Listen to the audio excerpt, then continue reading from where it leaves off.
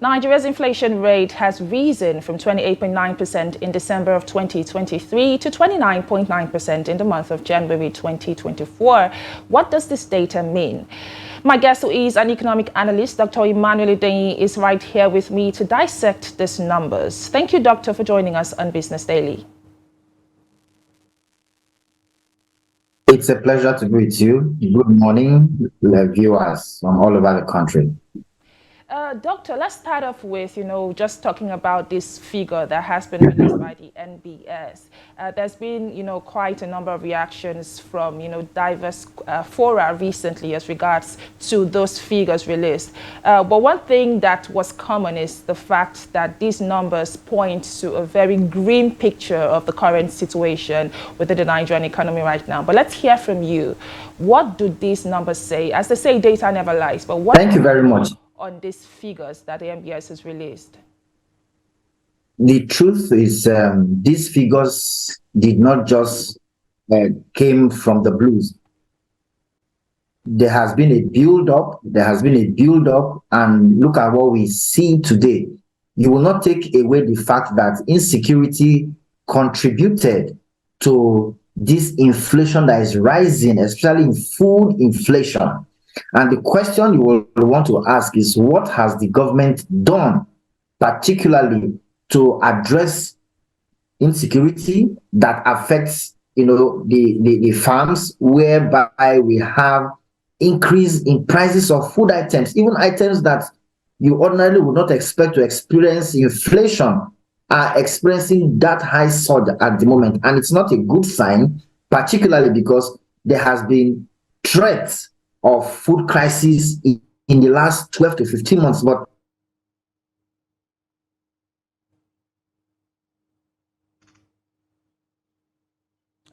looks like we have lost our guest there, but while we wait to get him back, I'll just point out that we are, of course, talking about the recently released inflation figure from the NBS, showing an increase to 29.9%. And if we have the, data, can we have it on the screens where we saw, food inflation rise even further?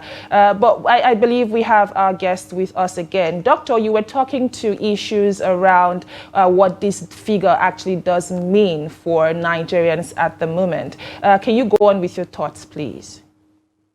Thank you very much. I was saying that insecurity has contributed a lot to these figures because insecurity has prevented Nigerians from going to the farms. And that is what is responsible for the sharp increase in prices of food items. That's number one. And this thing didn't just happen. It's a build-up. In the last 15 months, 24 months, inflation keep rising. And one will wonder that the agency of government responsible for bringing out these statistics are doing their job. What is the government itself doing to? Secondly, the exchange rate of the dollar to naira has also been on an increase. Now, you made us to understand as Nigerians that the ousted central bank governor was responsible, and you ousted the governor of the central bank and the deputy governors of central bank. Here we are, 9 months into your administration, even with new economic managers, yet we are not seeing any considerable improvement.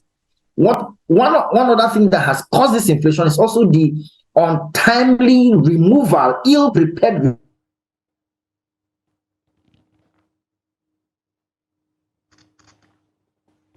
And we saw inflation figures rise to 29.9%, like I said. While we're waiting for Dr. Emmanuel to join us, I'll just point out that on a year-on-year basis, inflation rose from 22.55% to about 29.9%. And one of the things I would also like to point out is the increase that was witnessed within the food sector, the agricultural sector. And just like the guest was saying, this is a ripple effect from the issue of insecurity.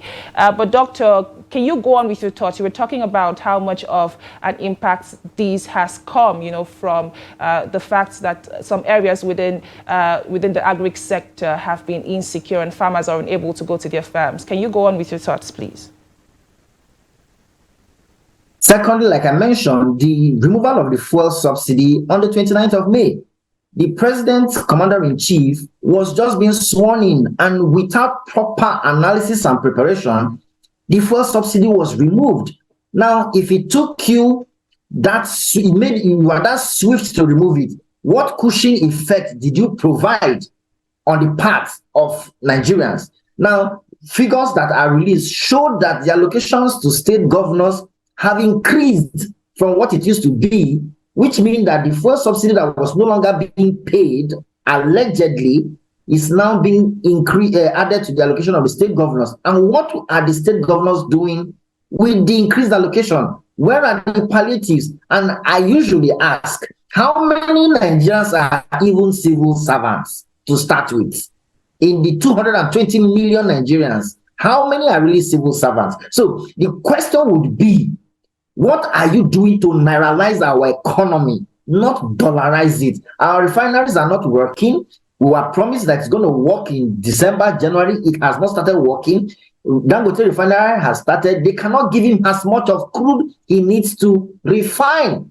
And we have a sitting president who said it is his turn and he has a good idea on how to run the nation.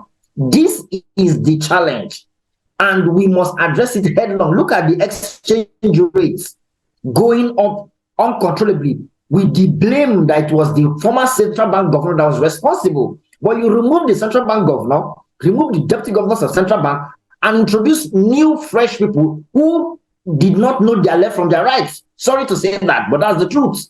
And here we are, with grappling with the with food, which we don't lack capacity to produce as a nation. Every state can feed its citizens in that state if we provide the necessary environment, security, amenities, transportation for these food things to get to the markets. We are supposed to even export our food because we have excess. Let me give you statistics. Nigeria is the largest producer of cassava in the world. 63 million tons of cassava is produced every year, and we export it. Meanwhile, we are hungry in our country. It's actually sad. Okay, Doctor, Very sad. From the area of easing inflation and how Nigeria, on a normal situation or in a normal situation, is supposed to be able to produce all foods that Nigerians eat. After the COVID year, that is the year 2020, inflation was a global phenomenon. We saw inflationary pressures globally. However, we have started to see the easing of inflation in most major economies of the world. And more recently, we saw further drop in inflation in the United Kingdom, in the United States. But when we come to Nigeria, it seems as though the opposite is the case. And like you have rightly stated, there has been quite a number of policies that have been introduced to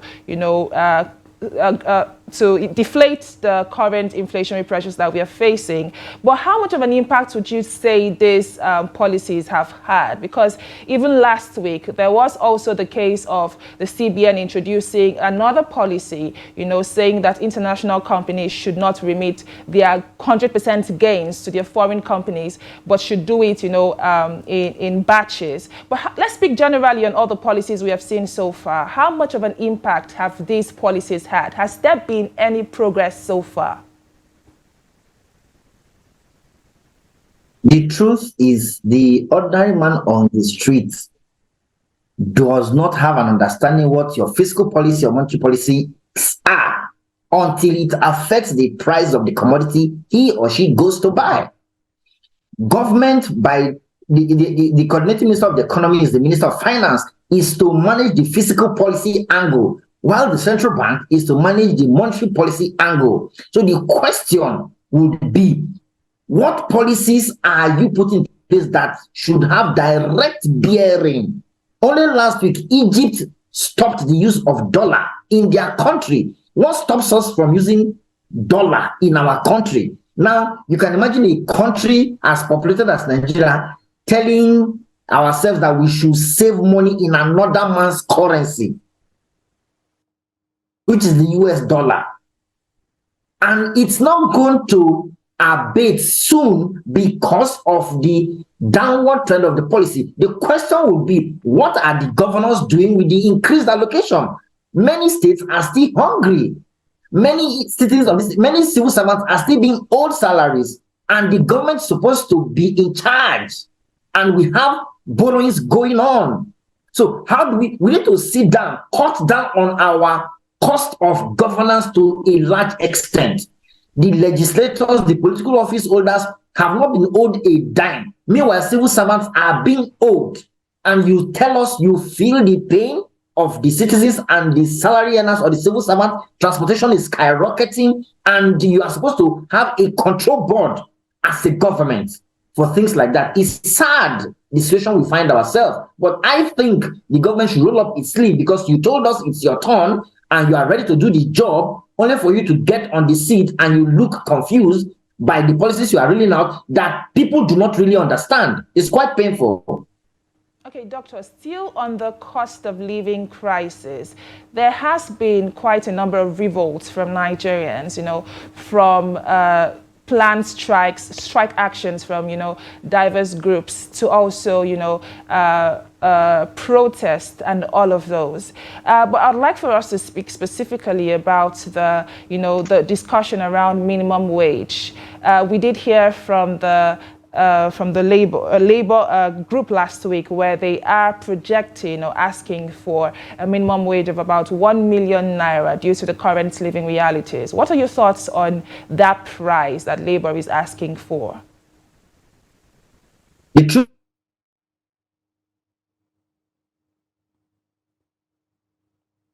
we seem to have lost him you again. do not control inflation. It will still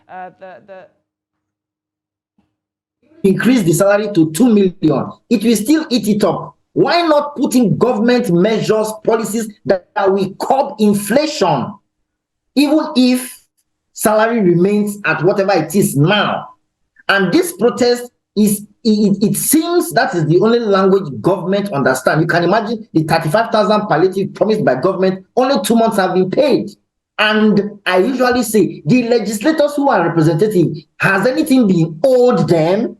They are not owed, but they come and tell you they feel the pains. So it will not abate. It is to control the inflation. Do we have pricing boards? Do we have control board? Look at the price of cement, suddenly just shot up, because there are political undertones to this fight against corruption, which is also part of why the prices of goods and services are skyrocketing. Doctor, you have, pointed out especially how, grim this picture is. But I believe that we do have to put out, some level of hope to our viewers and Nigerians who are probably watching this program. So I'd like for you to, put out some words of encouragement to Nigerians. You've talked about the rise in the price of cement that's skyrocketed over a few weeks. But generally, we have seen rising inflation, even when it comes to food, like we had spoken about. But I'd like for you to just put out, some words of encouragement to Nigerians who are watching, and you never know who these words of encouragement will help at this point. Can you go on with that, Doctor? Number one, words of encouragement is that the president and the commander-in-chief body language must change. His body language must change. You don't just go and talk to people. Your body language and steps must change. Number two, how would you specifically address issues? Nigerians want to see those that are prosecuted and brought to book. Nigerians want to see it. It's a measure of hope, because people believe we can get to the office and embezzle money and I can buy my way. Now, these are critical areas, which is a body language of government. Number three, government should also stand on their feet that no farmer will lose his produce. That assurance must come from the president commander-in-chief, because he is the one that was voted in by the people, not an aide of government. Now, these are things that if government begin to do, there will be some measure of trust. Yes, there are some policies that have gestation period over 6, 9, 12 months, but there are some quick wins which you should address. The quick wins now is government can subsidize food. Every nation of the world subsidize food. There may be taxes or no subsidy on that things, but food has to be subsidized. And until government begin to do that, there will not be signs that we believe that government is after taking care of us as citizens of the nation. Economic Analyst, Dr. Emmanuel Idenyi, thank you for your insight on the program this morning. Thank you very much. Always a pleasure, Chiamaka. And this is where we say our goodbyes on today's edition of the program Business Daily, coming to you on Trust TV. Join us again, same time, same station tomorrow. And right now, go on social media and let's hear your thoughts on the rising cost of living in Nigeria. Bye for now.